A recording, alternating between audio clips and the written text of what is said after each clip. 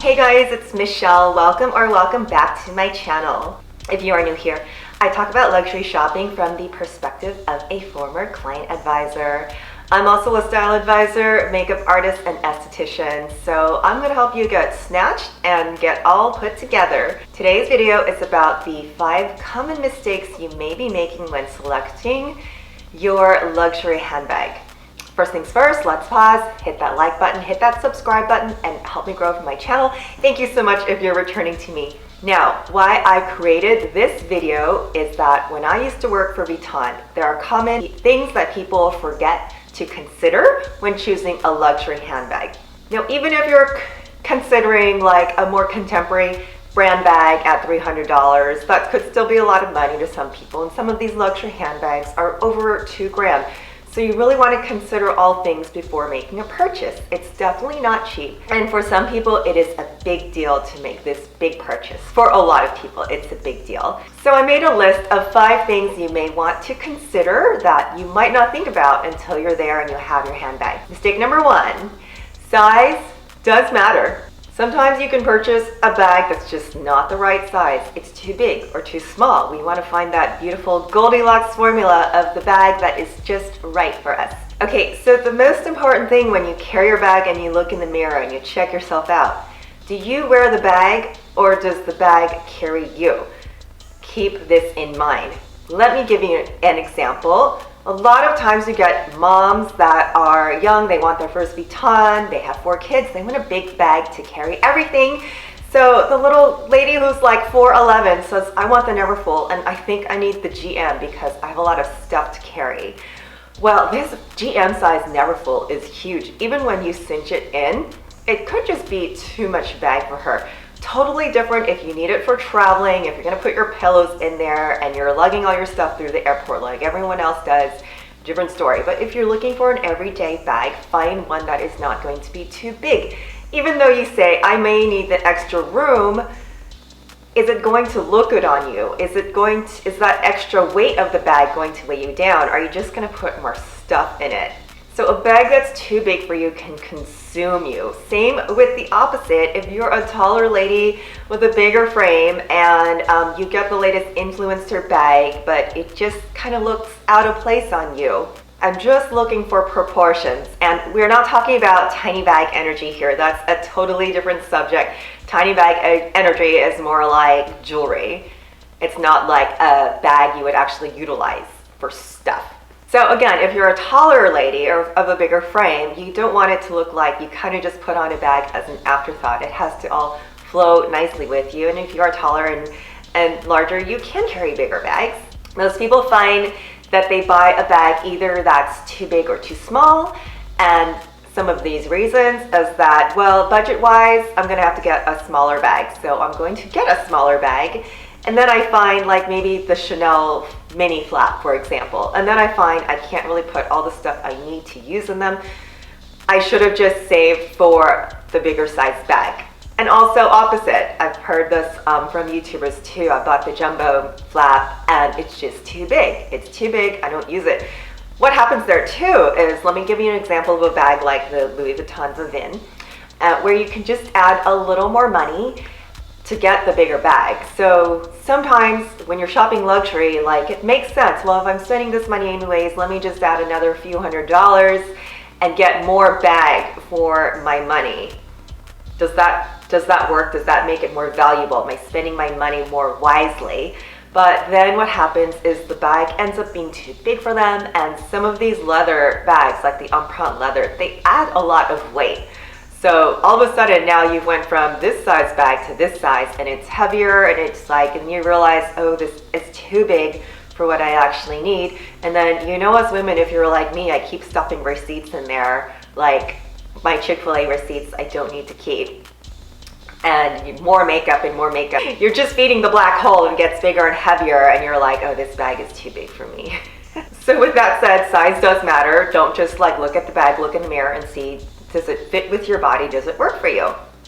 That leads me to mistake number 2 is that you buy a bag that doesn't necessarily fit your needs. I talked about this in another video where you might go, oh, I really want a push-up Matisse because that's what I see all the influencers have. and it's a crossbody, so I'm gonna buy that because I don't have a crossbody. I'm a shoulder bag, hobo bag type of gal. And then you start to use it, you put your things in there, and you realize this crossbody bag is not working for me. It's not fitting the things that I usually want to carry, and it doesn't really work for me. Or the opposite could happen too, where you're like, oh, I need a tote bag because I don't have it in my collection. And some women have sloping shoulders. And you might buy this bag that you put on your shoulder and it just doesn't work because it's crossbody that works for you. So I made this mistake too in like the late 2000s when the medium-sized hobo satchel type of bag was really in. So I bought a couple of them and I just realized it's really heavy and lopsided on my shoulder and it just didn't work for me. It hurt my shoulder. So I've never carried that type of bag since. And I did make the mistake of looking at my collection and going, okay, what's missing? So this is what I'll buy. And the reason it was missing because I don't use that type of handbag anyway. So again, like, you make sure you wear the bag and that the bag does not wear you. Okay, mistake number 3 is that monogram, now specifically for Louis Vuitton lovers, monogram is not formal wear. Make sure your bags match your outfits. Okay, now some people come in and they want luxury, they want expensive, and because it's expensive, one size must fit all. I understand because you're paying pretty much what people pay for mortgage for some of these handbags, like more than my mortgage. You want to be able to wear this bag to everything. Daytime, brunch, lunch with the girls, date night, formal wear. Well, you don't do that with your shoes. So please do not do that with your handbags. Yes, I have seen monogram handbags at weddings. I have seen someone's beat up work bag at weddings. Those little push-ups that are inside the never full.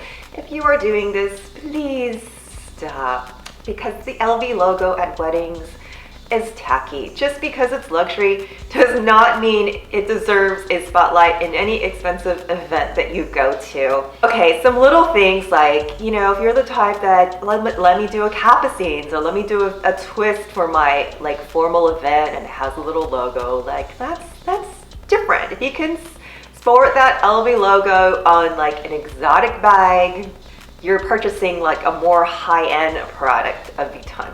But the brown monogram, you guys, it does not go with everything. It might go with everything casual and travel. But if you are dressed up to the nines, it's okay to carry a non-branded handbag.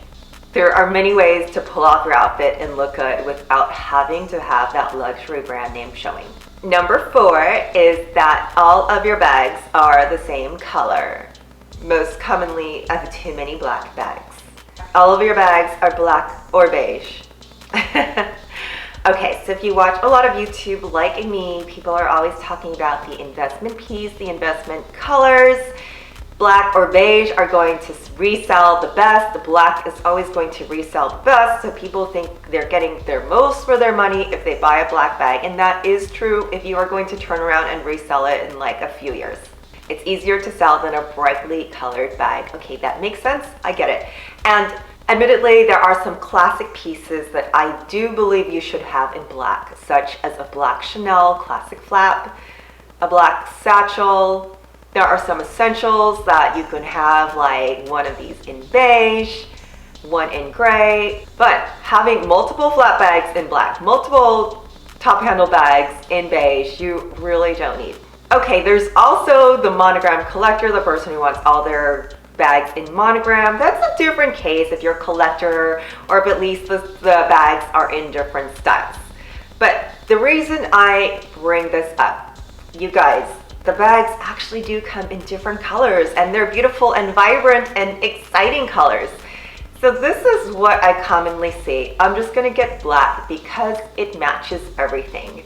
Sometimes I do like a monochromatic black on black on black moment when everything is black on black and matte black jewelry too, and it makes a statement and it's beautiful. So there are some moments for all black, I get it. But a lot of times you buy your expensive black bag And see, this is the problem I have. So I'm wearing a black dress and I get my Chanel mini flap in black and the bag just kind of disappears.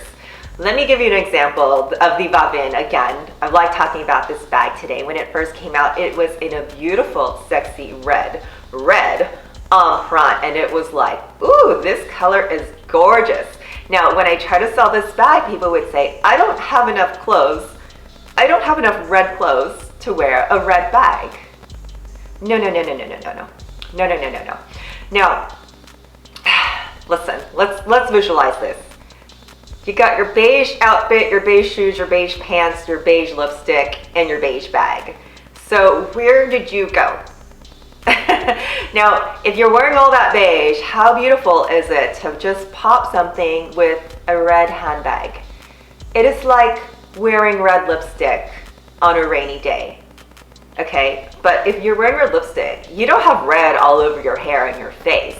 You just got that one thing that's like, boop, pop, get it together.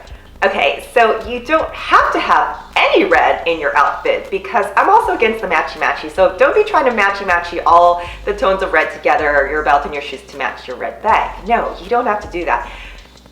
Something like red, poppy, coral, even green or blue, like just pop those against those neutral outfits you have that are beige, gray, black. I know you have all those because most suiting is neutral, right? And if you pop it with a bag with some color, if you're too afraid of color, try a color blocked bag that has maybe like black and white and blue. Do you see what I'm getting at here? I don't want your bag to disappear, your beige bag or your black bag to disappear. Rather, it could really complement a beautiful outfit if it's a different color from your classy outfit. So don't think you have to have all the matchy-matchy things to buy a coral or a red bag. I know not everyone has the budget for it, but I just want to encourage you to be like a little daring. For example, if I were to buy a Capucines, I'd follow the example of my friend Amelia Rose and do fuchsia, because that fuchsia bag, I think it stands out more than a black bag when you're carrying a fuchsia bag with a black outfit. So beautiful. So try a little color. Okay, so now mistake number 5. This kind of goes along with number 3, that it's not a one size fits all, but do keep in mind that you are going to rotate your bags. That means do not use one bag to death every single day. Like I said for point number 3, it's just like your shoes. Don't wear the same shoes with every outfit day after day after day after day. Not only will your feet hurt, but it's a surefire way to start to wear down the bag, wear down the leather, and it's going to get dirty and gross. But anyways, back to my first point of don't try to make it a one bag fits all situation. I usually have about 3 or 4 bags on rotation, different colors, different textures, different materials, because you want to complement your outfit. You don't just want to be carrying a bag of stuff. So have some fun with incorporating color and texture, but also rotating your bag helps you to kind of like clean it out so you don't overstuff it, especially your wallets, ladies. You know, we tend to carry a lot of stuff and things tend to accumulate. So rotate them, let them breathe. Don't shove some in the closet while you use one, because it will crease and stuff like that. What I'm really stressing here too is get into the mindset of you can have more than one bag, because what I do see, especially for newbies, is like they're buying this bag like it will be the only bag you will ever buy in your life. No, don't stress about that. Buy the bag for the purpose of the thing you need to use it for right now, because there will be other occasions to buy the next bag, and there will be more money and there will be more bags. So don't stress about like, I want to make this my work bag and my formal event bag. We want some variety in life anyways, right?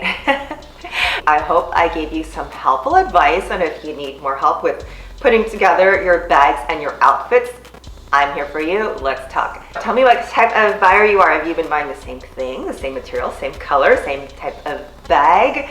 Do you have a colorful collection? Or are you just starting to branch out and be more versatile? Wardrobes, accessories, bags should all be fun. So let's have fun with it. If you are to this point of the video, guys, thank you so much for being here. Thank you so much for joining me.